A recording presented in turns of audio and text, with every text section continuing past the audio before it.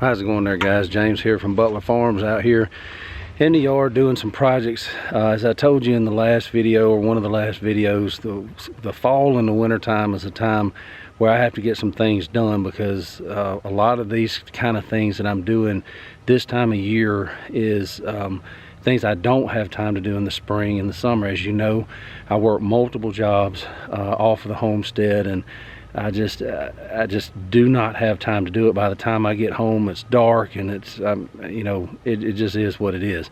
So I was going to get some things done today on my tractor, and over the last several days I've got these cheap, I'm just going to call them what they are, junk chargers that I bought from a particular nationwide chain that sells cheaper tools. And yep, you get what you pay for with cheaper tools. I used to be kind of impressed with the place, but I don't buy tools from them anymore. So when I never could get my battery to charge, never could get my tractor to crank, and so I had to come out here today and jump it off with the truck. And so I did some work. I'm clearing out that spot that I showed you in one of the other videos, where I'm going to put my raised beds. That big brush pile, it's ugly, it's in the way, it's a good place to grow some stuff, and it's just wasted space.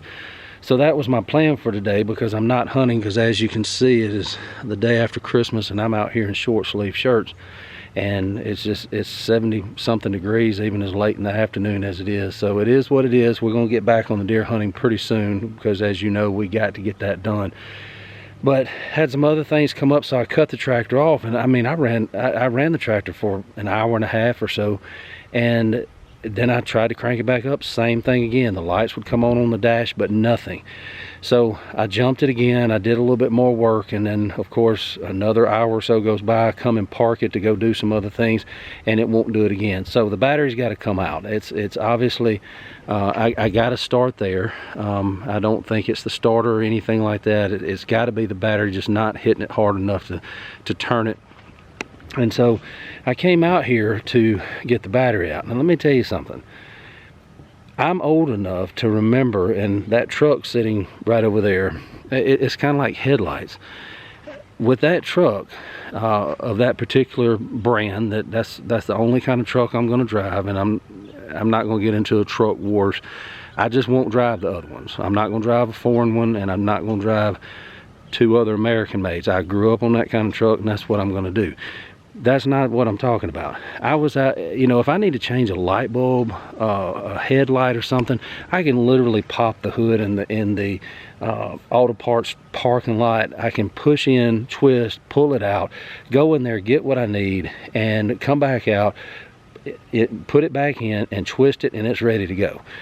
They build cars and everything else now so that you cannot work on them. And I'm not talking about all the computer stuff. I'm literally talking about changing a light bulb. My wife had a car of an American make a couple of years ago that to change the light bulb, they wanted us to take it back to the dealer. They wanted to charge us $70 for a light bulb and over $200 labor.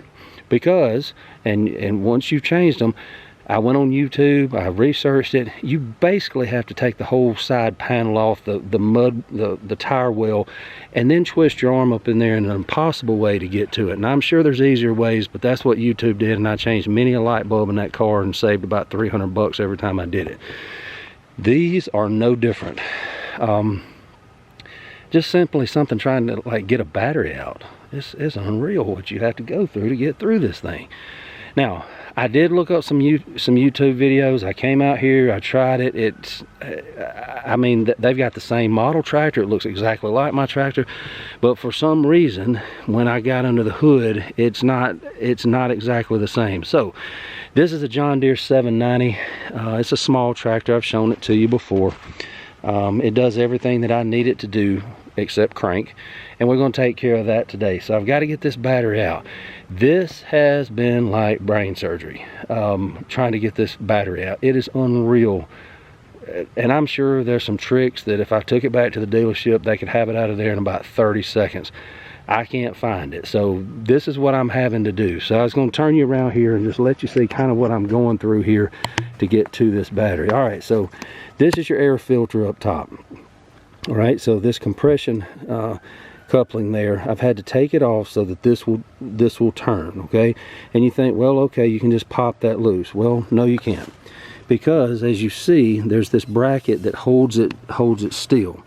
So down here, you can, there's a bolt that goes through this holder, and once you get the bolt out of the way, and I'm keep in mind now I'm having to do this one-handed, so once you get the bolt out of the way, you can move this back, and then you can pull the air filter out of here. All right, try not to drop that bolt in the yard. That would be tragic, especially with all these leaves around. All right, so you've got the air filter out of the way, and there's the big beautiful battery down there that is giving me all the fits. Let me walk around to this side so that you can see. Well, you think, okay, I've got the air filter out of the way. Now you can see it better. I've got the air filter out of the way. Now it's just going to be as simple as undoing, you know, the regular post. And of course, they're impossible to get off at this point. So I've struggled to get them off. I've already loosened them. I tried to do this video one step at a time, guys, and it's unreal. So then now you're going to have to take the bracket off. Now, you said, why didn't you just take the bracket off to begin with? Well, with the air filter on, and just take the whole thing off at once. Well, with the air filter on, I can get to this one. The problem is there's no possible way. I don't have a tool skinny enough in the world. I've tried boxed in wrenches. Of course, a ratchet sure ain't going to go in there. I had an extremely long pair of needle nose that I could reach down in there and get it, but it didn't have enough for me to be able to break it loose, okay? So I'm not really sure this one's going to go back on, because in the future, if I leave this one off and just have this one, I can just take this nut off right here, just like this, that I just dropped down in there, and you can see it pulls right off, okay? And then it's out of the way, and if this one wasn't in the way, then I could just set the whole thing off. I don't know. I tell myself that, and then I leave it off, and it rattles and carries on, and it's a big headache. So we've moved the air filter out of the way by loosening that compression coupling right there, okay? And then we're going to take this band off that I just showed you a while ago that has that bolt that goes through it, and that bolt goes in right here, okay? That's what holds the air filter in there. And then you're going to have to come and take the actual bracket off just to get to the battery. Now, as you might imagine, these are not standard sizes. On the battery, of course, that's standard sizes. You got the 1/2 inch nuts on there. These are metric, okay? So that is a 12 is what I was finally able to settle on to get that off, was a 12.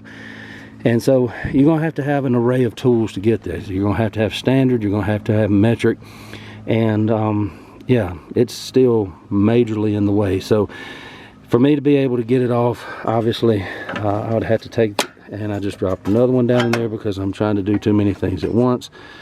And I struggle with chewing gum and walking most of the time. But now you can see it's a clear shot just to pick that straight up, until you notice the little bar running across it, okay? And they had it double nuts on here to lock it, and I understand that, but they're corroded, they're rusted, and it was a pain. So I finally got them loosened. You don't want to see that, so I'm not going to put you through the pain of that. But this, now that I've got it loosened, it'll just slide off the back, and I'll be able to lift this out of here. At least the next time that I have to do this, I'll know what a pain in the rear end it is before I get started. You know, I won't have to trial and error it all the way through, been there, done that kind of thing. But guys, that is one of the headaches of owning equipment, is the maintenance on them. In this case, having to change a battery. I've told myself that I'm going to bring you the video of when I changed the oil in this thing. It's getting close to needing an oil change, and so you wouldn't believe what I have to go to do that. So I'm going to finish this up. I'm going to go do some other things before it gets dark. Just wanted to show you that, and maybe it'll help you along the way. Don't forget to like, subscribe, and share. We love you. God bless you. This is James from Butler Farms, and we'll be seeing you.